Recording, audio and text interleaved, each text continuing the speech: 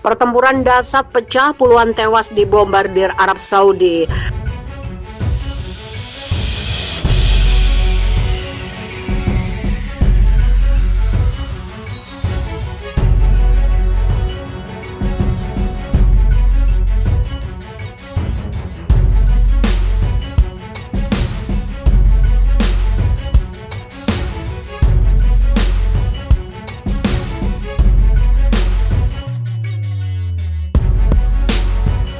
Situasi Timur Tengah membara. Pertempuran dahsyat telah pecah antara pasukan gabungan militer Yaman dengan tentara bayaran koalisi dan militer kerajaan Arab Saudi. Informasi yang didapatkan FIFA Militer Kamis 16 September, pertempuran pecah selama lebih dari 48 jam di beberapa titik di dekat kota Marib, Yaman.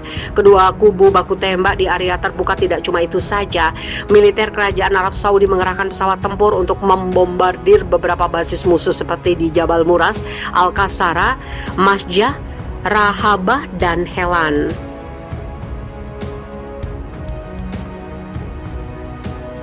Pihak koalisi kerajaan Arab Saudi mengklaim berhasil membunuh lebih dari 80 musuh dalam pertempuran itu. Mayat-mayat disebutkan bergelimpangan di medan pertempuran.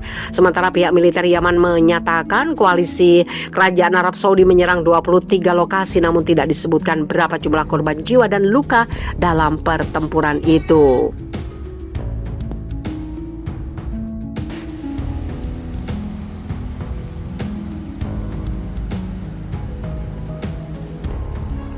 Taliban temukan rudal balistik penghancur 6 negeri Islam. Dunia lagi-lagi terguncang. Pasukan Taliban dilaporkan baru saja mendapatkan harta benda peninggalan Uni Soviet. Yang mengejutkan, harta militer Soviet itu ditemukan pasukan Taliban di basis utama pasukan perlawanan nasional Aliansi Utara di lembah Pansir. Informasi yang didapatkan FIFA Militer Kamis 16 September 2021, yang ditemukan pasukan Taliban bukan sembarang harta. Harta itu berupa persenjataan paling ditakuti dunia dalam era perang dingin, yaitu peluru kendali balistik taktis dengan kode NATO disebut rudal Scud. Rudal-rudal yang telah membunuh ribuan orang dalam berbagai peperangan besar dunia itu ditemukan dalam kondisi menumpuk di sebuah area terbuka di lembah kematian. Ada berbagai jenis rudal balistik yang ditemukan Taliban. Yang terbesar adalah rudal balistik 8K14-1 dari sistem 9K72. Ada juga 9M21 dari sistem 9K52 Luna M alias Frog 7. Kemudian sistem rudal balistik Elbrus atau terkenal dengan Scud B. Petinggi Taliban belum memberikan keterangan resmi tentang temuan dahsyat ini dan belum dipastikan apakah rudal balistik itu aktif alias masih bisa digunakan untuk pertempuran. Perlu diketahui, rudal balistik Scud merupakan senjata yang paling tersohor di eranya.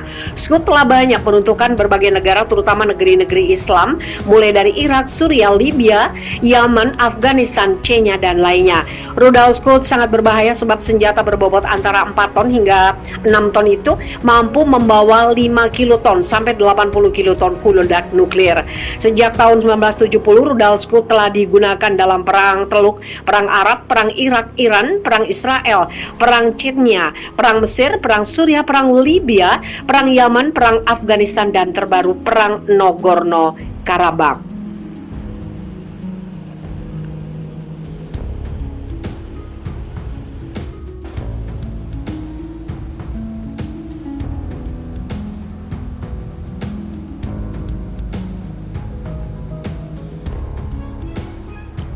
Taliban siap jalin hubungan dengan semua negara kecuali Israel.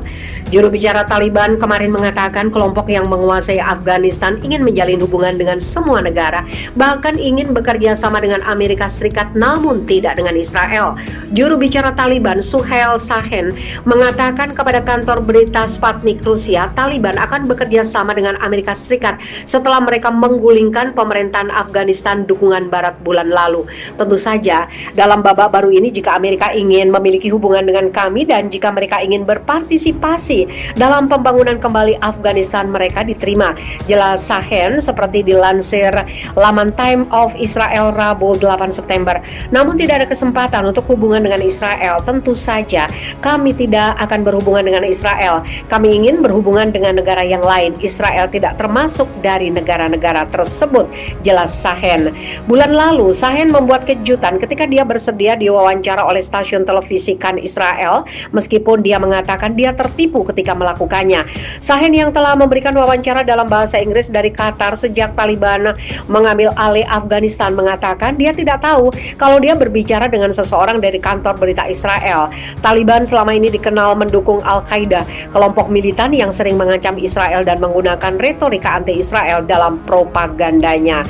Ketika Sahen berbicara melalui sebuah video dengan jurnalis Roy Kais di Kan, stasiun televisi Israel, Kais menyebut kantor berita tempat dia bekerja, namun dia tidak mengatakan kepada Sahen kalau dia seorang warga Israel.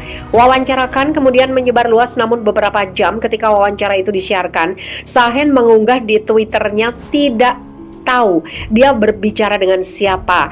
Saya melakukan banyak wawancara dengan para jurnalis setiap hari setelah jatuhnya Kabul ke tangan Emirat Islam, kata dia. Beberapa jurnalis mungkin menyamar, namun saya belum melakukan wawancara dengan seseorang yang mengenalkan dirinya dari media Israel.